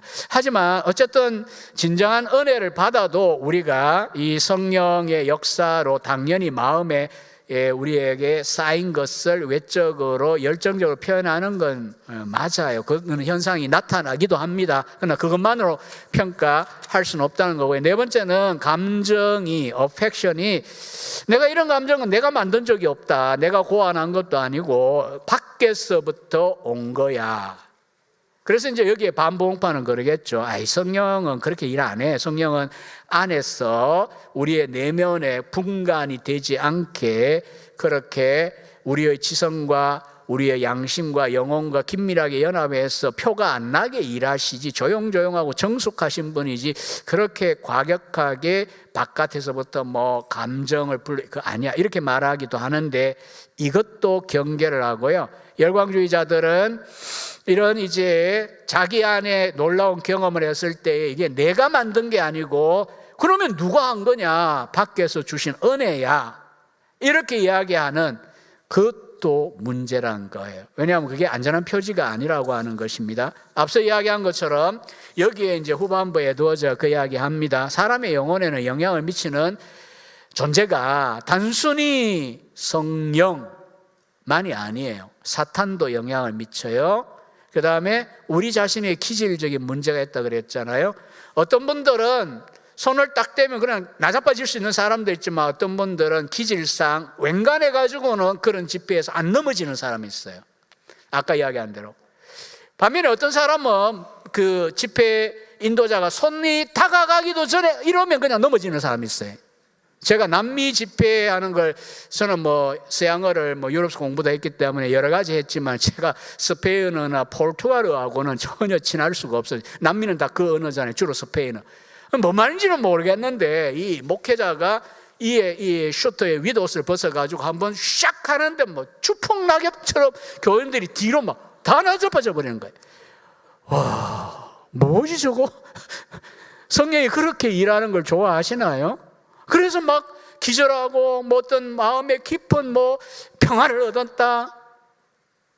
굉장히 얼마나 종교적으로 보입니까? 하지만 성경은 그런 것을 가지고 기준을 삼지 않는다는 겁니다. 그리고 성령의 역사로 어떤 우리가 내적 체험이 있더라도 그것은 앞서 이야기한 그 부분을 우리 성도님들은 무관한 게 아니고요. 잘 이해하셔야 돼요. 성령은 구원하시는 특별한 은혜, 그건 당연히 중생의 역사고요. 하나님을 하나님으로 인정하게 하는 그런 인생으로 바꿔놓는 그게 바로 이 감정 혹은 어펙션의 뒤집어짐과도 연관이 있고요. 우리의 의지가 바뀌는 거와 연관이 있는데 그거하고 관계없이 타락한 인간들을 개량하고 개선하고 본성을 탁월하게 만들어서 훌륭한 문학가가 되든 사업가가 되든 예술가가 되든지 이렇게 만드는 일반 은혜도 있어요.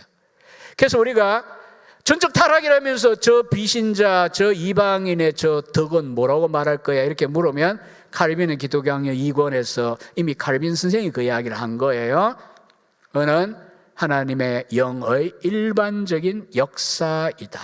그러니 그 사람들에 대한 박수도 치지만은 성령이 타락한 이후의 세계 속에서도 이런 일반적 은총으로도 일하고 계시기에 이 사회가 이렇게 남아 유지되고 있는 겁니다. 대한민국도 굉장히 혼란스럽잖아요. 어떤 면에서 전문적 지식이 있으면 얼마나 경제가 지금 힘든 상황인 거고, 다 올랐는데 월급만 안 오르고 있고, 물가도 얼마나 올라 있는지. 그렇지만 그런 차원 아니고요. 그러나 이런 아비규환의 그런 아귀들의 전쟁터 같은데 영화나 드라마 보면 훨씬 더 비주얼라이즈하고 있죠. 아주 시각화시켜주는데, 그런데 왜 세상이 아직도 이러고 있을까요? 왜 안 망하고 있을까요? 성령의 일반적인 은혜가 비신자 속에도 역사합니다. 다만 3부에서 우리가 보게 되는 구원에 이르는 특별한 은혜가 그들에게는 없어요. 그래서 악을 제한하거나 사회가 숨쉬고 살만한 그런 도덕적인, 지적인, 문화적인 세상이 되도록은 역사하신 게 일반 은혜입니다. 그래서 이 구분을 좀 잘 할 필요가 있고요. 5번째 넘어갑시다. 216페이지에 소극적인 표지 5번째는 성경이 갑자기 본문이 떠올라요. 팝업처럼. 요즘 컴퓨터 세대라면 팝업처럼 뭐가 퍽 하고 본문이 딱 떠오르는데, 그 말씀과 함께 야, 이런 신기한 말씀이 내게 떠오르다니, 하나님이 나를 특별히 총애하거나 사랑한다는 뜻이야 라고 감정이 기쁨이나 희열이 느껴진다고 한다면 그럴듯하죠. 말씀이 떠오르는 것과 더불어 기쁘든지 깊은 감동이 있는 거니까요. 하지만 217에 보면 성경의 기준에 의하면 그렇게 판단할 수 있는 기준이 아니란 거예요. 왜요? 여러분이나 저나 때로 말씀이 기억에 작용해 와요. 내가 생각도 안 했는데 말씀이 떠오르는 경험들이 있을 거예요. 그러면 그 말씀이 떠올랐다는 현상이 중요한 겁니까? 그 말씀의 내용이 무엇인가를 여러분들이 묵상하고 그 다음에 나의 상태에다 적용을 하고, 이 말씀에 의하면, 내용에 근거했을 때 이게 회개하라는 거구나, 아니면 내가 낙심하고 있으니까 이 말씀에 있는 대로, 그래 신자는 이런 거야, 그러면 나도 믿는 자라면 이 말씀에 따라 그래 내가 신자로서 이렇게 우울증 혹은 낭망해가 있을 게 아니야, 이랬어야지, 이렇게 하는 차원하고는 다른 문제예요. 그냥 말씀이 떠올랐다, 그 자체가 은혜 받았다의 증거가 아니라고 하는 것입니다. 왜냐하면 사탄은 앞서도 이야기했지만 이 부분에서 에도저 이야기해요. 이단의 교사들도요, 얼마든지 성경 갖고 호작질합니다. 이단 사이비 보세요. 자유주의 신학자들 보세요. 정말 탁월한 신학자들인데 이 신앙, 종교적인 신앙적인 애정 혹은 열정과 무관한, 하나님을 기쁘시게 하고자 하는 그 마음이 없이 종교라는 학문으로서 성경의 대가가 되고 신학의 대가가 되고 또 내용상 삐뚤어 엉뚱한 데 데리고 가려고 하고, 이런 다 보세요. 사탄이 성경 갖고 장난치는 거 두려워 안 합니다. 예수님께 와서 마태 4장에 시험할 때의 세 마디 시험이 예수님도 진검승부를 하시면서 받아쳤던 그 칼끝에 예리하면 신명기에 나온 세 구절로 받아치신 거예요. 그런데 놀라운 건 사탄도 시편 91편을 딱 인용하잖아요. 너 저 높은 데 성전탑에서 뛰어내려봐. 그러면 주께서 천사들을 보내요. 너 발 다치지 않게 하신대잖아. 한번 시험해봐. 근데 예수님은 단호하게 신명기 말씀으로 딱 그 칼끝을 반박하잖아요. 주 너의 하나님을 시험하지 말라. 그러니까 로고스이신 그분 앞에 와가지고 구약의 말씀을 갖고 장난질 친 마귀가 오늘날 우리들 가운데에서나 이 세상 가운데 성경 가지고 얼마나 많은 장난을 칠 수 있는가를 헷갈리시면 안 돼요. 그러니까 성경 본문이 단순히 떠올라가지고 그래 내 상태가 회개해야 될 상태인데도 그런 본문 자체가 떠올랐다는 게 감격이 되고, 마치 자기 자신을 돌아보지 않고 내가 괜찮은 존재인 것처럼 희열을 느끼게 만든다면 이게 얼마나 거짓된 체험인 겁니까?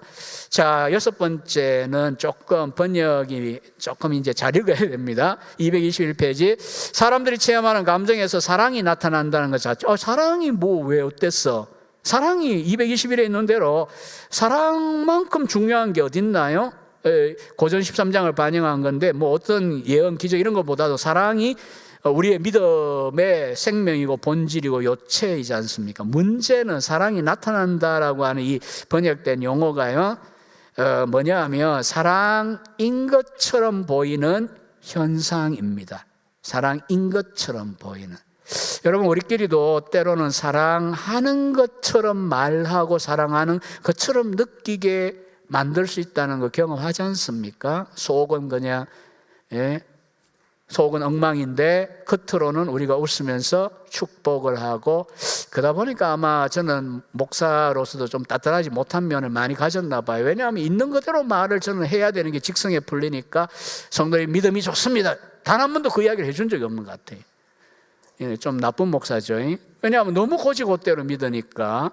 근데도 사회생활은 아니잖아요. 겉과 속이 다르게 얼마든지 포장이 가능한데, 심지어는 자신의 느낌에 의해서 내가 마치 저 사람을 사랑하고 인류를 사랑하고 김정일 그 부자를 사랑하고 이런 것처럼 우리가 느낄 수도 있어요. 그러나 사랑의 실체가 아닌데도 여기서 이제 우리가 기억할 것은요, 이런 감정적인 것들은요 사탄이 얼마든지 흉내낼 수 있습니다.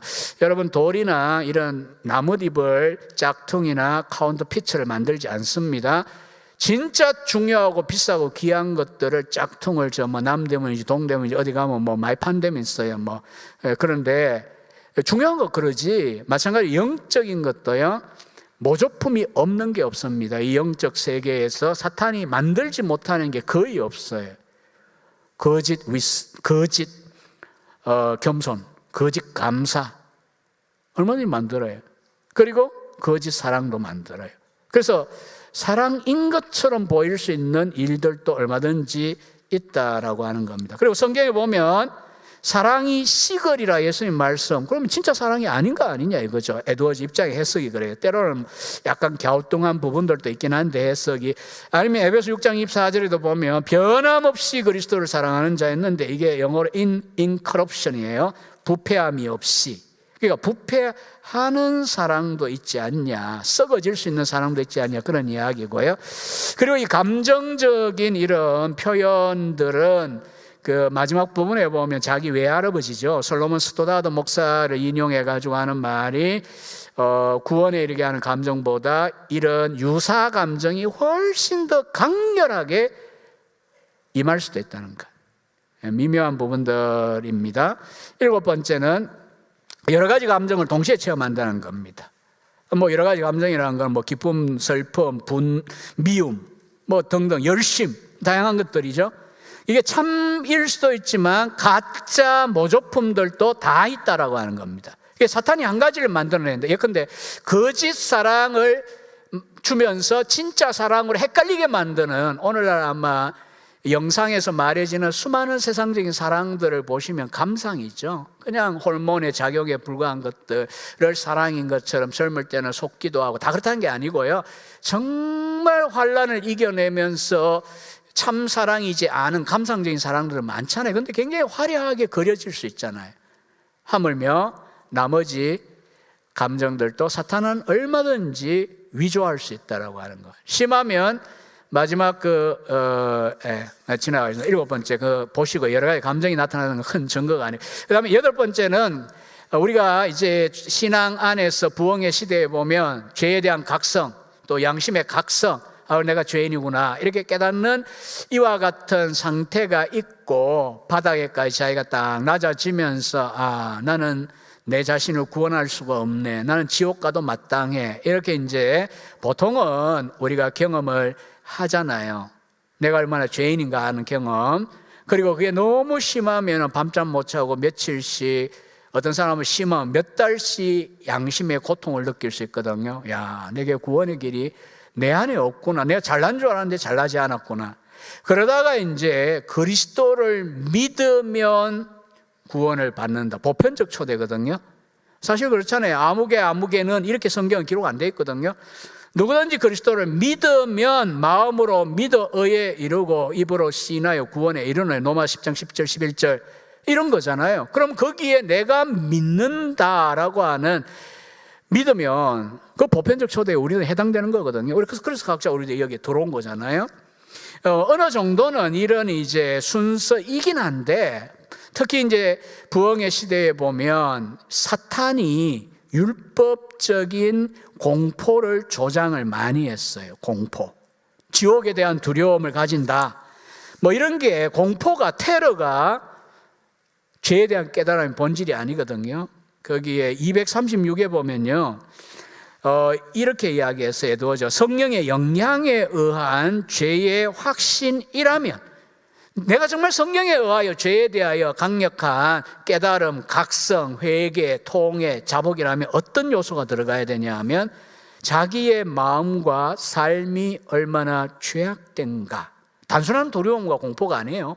자기의 마음과 삶이 죄악되고, 그 다음에 두려운 위험, 가공할 엄이라고 번역했는데, 두려운 위험과 하나님의 위엄, majesty, 무한한 거룩한 하나님을 대항하여 내가 얼마나 무서운 죄를 짓는 인생을 살아왔는가. 그리고 그 죄에 대한 정오, 그리고 하나님이 나를 지옥에 보내신다고 해도 나는 그럴 수밖에 없는 존재야 라고 하는 이런 내용들이 그 확신, 깨달음, 죄의 깨달음, 컨빅션, 죄의 깨달음에 들어있어야 되는 거예요. 단순히 지옥불이 느껴지고 공포가 느껴지고 두려워하고 뭐 이런 두려움이 아니라는 거죠. 근데 사탄은 유사하게 이런 두려움, 공포를 만들어 놓고 그 다음에 기쁨, 희열을 딱 붙여 놓으면서 순서상 너는 오라, 이렇게 한다는 거죠. 물론 이제 어느 정도 하나님은 우리를 광야에 또 바닥에 내려가게 스스로 자기를 보게 하시고 그 다음에 회개하고 구원의 기쁨, 그리스도를 영접하게 하는 즐거움을 주시는 형태이긴 하지만, 에드워즈는 형태나 방법이나 순서가 그 절대적인 기준이 되는 건 아니다라고 하는 겁니다. 왜냐하면 사람의 영혼을 다루시는 성령의 역사는 굉장히 다양해요. 정말 애도 임신한 줄 모르고 어느 순간에 어느 시점에 정말 늦게 그 아기를 느끼고 이런 것처럼, 어떤 분들은 뭐 회심을 했는데 교회 다니다가 그 시점을 당연히 모를 수 있죠. 너무나 그냥 평범하게. 어떤 분들은 바울같이 다이나믹하게 회심을 하기도 하거든요. 그래서 획일화시키면 안 되는 거죠. 맹인을 그냥 고치실 때도 뭐 말로도 하시지만 침으로 진흙을 이겨가지고 눈에 갖다가 바르기도 하셨거든요. 그럼 자기들끼리 만나가 걔들이 노이존스의 설교인가 어디에 보면 나오는 우스갯소리 예화인데 진짜 그렇잖아요. 그들이 예수님에 대한 본질적인 거 없이 예수님이 우리 눈을 어떻게 뜨게 했냐를 싸우면서 방법론 갖고 서로, 야, 너 가짜야, 방법이 틀렸네, 이런 식으로 싸우는 꼴, 이건 곤란하다는 거죠. 자, 9번째 가겠습니다. 이제 시간상 정리를 해야 될 것 같아요. 종교적인 행위나 의무, 그러니까 우리가 신앙적인 일들이, 신앙이 느슨하고 나태하고 아니라 할 때는 당연히 성경 읽는 것도 귀찮고 기도 뭐 교회 가는 것도 싫고 끌려오기도 하고 그렇지만, 어느 순간 보니까 뭐 열심히 성경 읽고 기도하고 막 부인들이 볼 때는 갑자기 남편이 변해가지고 찬양도 열심히 하고 막, 예? 교회도 막 알아서 막 가고 막, 예? 이렇게 하면, 야, 은혜 받았구나, 뭔가 변화가 일어난 거야, 이렇게 말할 수 있겠죠. 그러나 그것만으로는 안전한 표지는 아닙니다. 왜냐하면 참된 은혜에 의해서도요, 당연히 그렇습니다. 초대교회 성도들처럼 모이기 힘쓰고 성경 읽고 기도하고 전도하기 힘쓰고, 그 다음에 안나와 같이 주야간에 금식하고요, 성전에서. 그런 현상으로 나타나요. 그러나 문제는 성령에 의해서만 그게 아니라 종교인들의 열심을 보라는 거죠. 우리는 뭐 남묘, 호란, 쾌교인가 이런 사람들까지 안 끌어들여도, 예컨대 중세의 수도사들 보세요. 하루에 몇 시간 기도하는지 아십니까? 7번 모이니까 7시간 기도했거든요. 그러니까 루터가 그 수도사 출신이니까 내가 아무리 바빠도 하루에 3시간 기도한다는 게, 우리는 기가 죽어가지고 3시간은 그냥 30분도 안 하는데 막 이래 되잖아요. 근데 그는 3시간은 양호해요. 왜냐하면 7시간씩 수도사들 기도했다고요. 시편 뭐 일주일인가 2주일 만에 한 번에 다 뭐 외우고 노래 부르고 막 이런 것도 하고, 그러니까 종교적으로 얼마나 열심들이었는데 루터의 경우에도 보여지지만 그런 외적 열심이 진짜 그 중심에 하나님의 사랑, 하나님의 사랑에 대한 우리의 애정 이런 것들이 있었어가 아닌 인간적 열심인 경우들도 많다는 겁니다. 그다음 10번째는 특별히 찬양을 예를 들었어요. 찬양을 갑자기 많이 해요. 당연히 은혜 받으면 하나님을 높이고 싶고, 특히 이제 교회 공동체에 모였을 때보다는요, 여러분 혼자 골방에 있든지 아니면 현대의 골방 단계에 있습니까? 혼자 운전하고 다니면 창문 닫고 있으면 그게 골방이잖아요. 저는 혼자 찬송 부르고 올 때도 그랬지만, 아니면 소리 내가 기도하고 가능해요. 그럴 때 여러분들이 그리스도를 찬양하고 천국을 노래하는데 혼자잖아요. 혼자면 속기가 덜 어려워요. 공중에 같이 도가니 속에 딱 열광의 도가니 속에 있으면 진짜 에드워즈의 부흥시대가 진짜 심각하게 그런 현상들이 나타난 건데 속기 쉬워요. 그러니까 여러분들이 냉정에 혼자 있는데, 냉정할 건 아니고요, 혼자 있는데 그때 내가 하나님을 정말 찬양하고 그리고 주님의 높고 위대하심이라고 하는 구절에 거기에 깊이는 몰라도 정말 하나님이 높고 위대하신 자구나, 아니면 그리스도에 대한 그 달콤한 사랑에 대한 고백을 할 때 참 우리 마음 가운데 감미로운, 당연히 신앙 안에서도 그럴 수 있다고요. 그렇지만 찬양한다고 하는 것 자체가 그만으로 안전하게 모두가 은혜의 표징이다 그렇게 말하지 못할 성경의 예들이 많아요. 사울도 그랬고 느부갓네살도 그랬고요, 홍해가에 구원받았던 그 이스라엘 백성들의 상황도 그래요.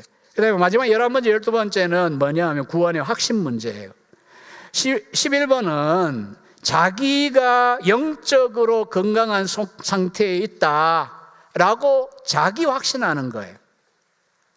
내가 확신한다. 내가 구원에 대한 확신을 가진다가, 우리는 부정 안 해요. 우리 신자들이 누구나 다 가질 수 있는 선물이에요. 양자됨의 특권입니다. 예수님도 분명히 우리에게 자녀됨의 확신, 구원의 확신 가능하다고 말했어요. 그래서 로마교회는 이걸 안 줘요, 이 교리책에서. 그러나 우리는 성경적이지 않다고 봐요, 그거는. 그래서 어쨌든 우리는 확신을 가질 수 있고 바른 근거 위에서 확신을 가져라라고 베드로후서 1장 5절에 이하에 말하기도 하고요.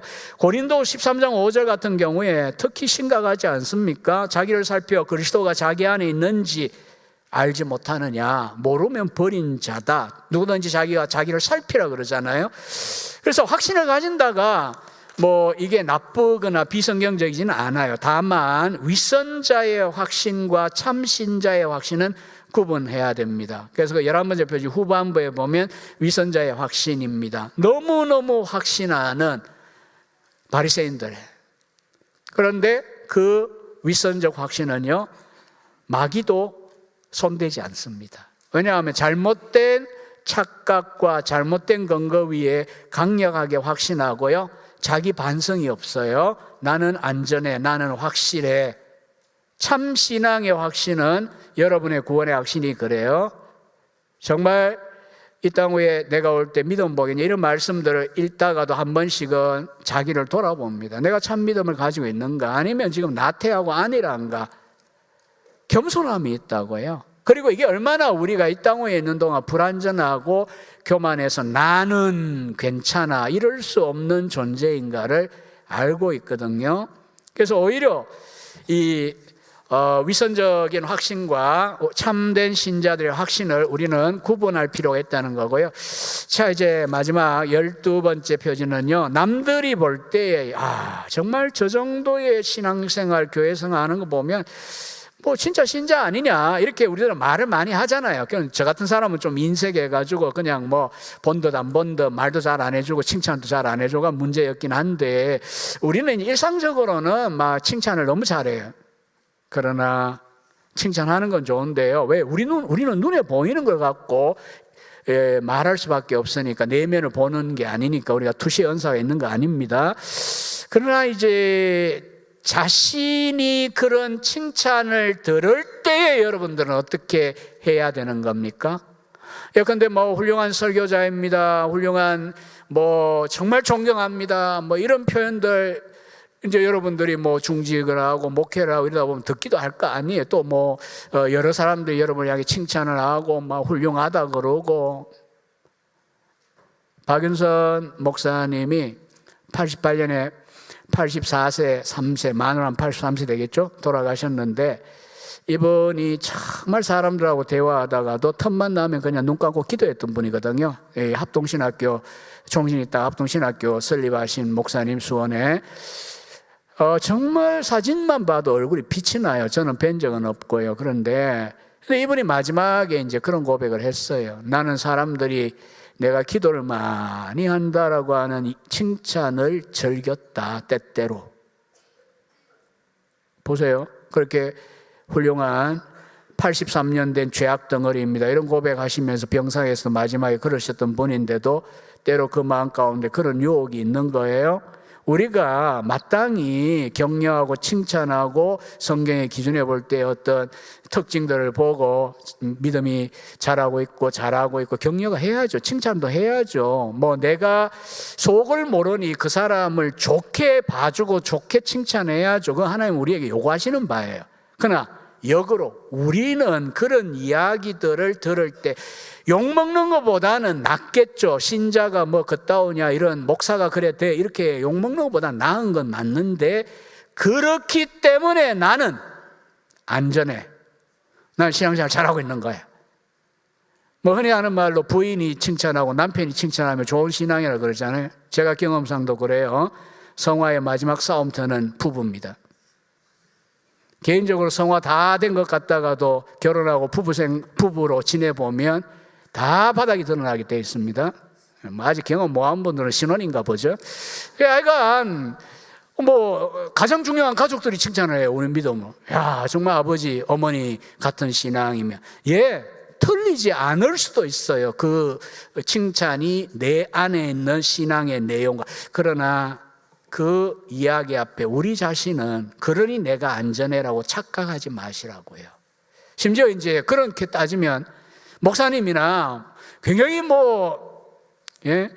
영험하다는 종이, 목회자가, 지도자가 막 나를 칭찬했어. 나 훌륭하다고. 그럼 얼마나 기뻐요, 사실은. 그렇지만 기뻐하시는 건 좋은데 그게 내가 안전하거나 참신앙이라고 하는 증거가 아니라는 걸 구분하셔야 됩니다. 그죠? 겸손해야 되고요. 한경주 목사님처럼 막 욕하고 비난하고 이러면은, 아이고, 내 속을 다 알고 내 사정 다 알면 저 정도가 아니고 더 욕을 할 거다, 이러고 넘어가실 수 있는 거든지, 아니면 이제 뭐 나에 대해 좋게 이야기하고 뭐 훌륭하다 하더라도 내가 하나님 앞에서 볼 때에 참 신자로서라는 절대적 표준은 뒤에 있는 그 12가지 표지에서 각자가 인식하는 거고요. 그러나 남이 뭐라고 하느냐가 중요하긴 하지만 그게 나에게 딴 거 필요 없이 그것만 있으면 된다. 아닙니다. 그게 리터머스 시험지가 아니라는 거예요. 내가 내 자신에 대하여 확신하더라도 윗선자의 바리새인 같은 확신도 있을 수 있는 거고요. 또 남이 칭찬하고 인정한다고 하는 것도 그 사람들은 내 영혼 속을 보고 그렇게 말하는 게 아닙니다. 얼마든지 우리는 유사 그리스도인으로 99.9% 종교인으로 신자인 것처럼 많은 것들을 사람들은 할 수 있다는 것을 신앙생활 오래 해보면, 분별하다 보면 아시게 될 겁니다.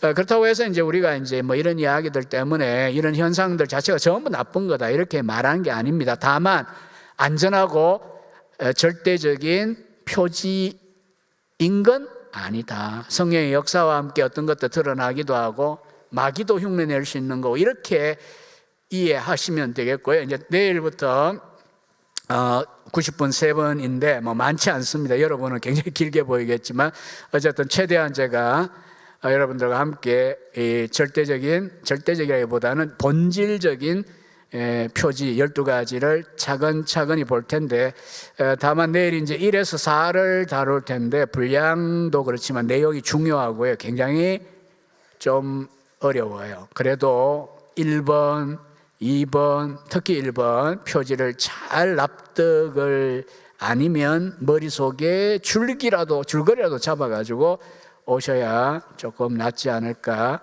싶습니다. 어쨌든 결론입니다. 에드워즈가 베드로 사도의 말씀에 근거하여 말했듯이, 이거는 우리 초대교회 성도들도 그랬고요, 58년 전인가 제가 태어나던 해에 만들인 찬송가 나 이제 주님의 새 생명 얻은 몸, 이호은 목사의 찬송가 가사도 한번 차근차근히 한번 보세요. 그리스도 안에 있는 성도의 초월적인, 그러니까 자연인이 이해할 수 없는 우리의 신앙의 세계. 베드로가 말한 건 그리스도를 보지 못하고 그리스도를 사랑하고, 사랑하기에 시련도 견뎌내고 배교 안 하고 있는, 그리고 믿고 말할 수 없는 영광스러운 즐거움을 기뻐하고 있는 그 하늘에 속한 사람들의 모습, 거기에서 근거해 가지고 에드워즈는 다양한 이런 논의들을 우리 앞에 펼치고 있습니다. 이제 다음 시간에 본질적인 표지를 다루도록 하겠습니다.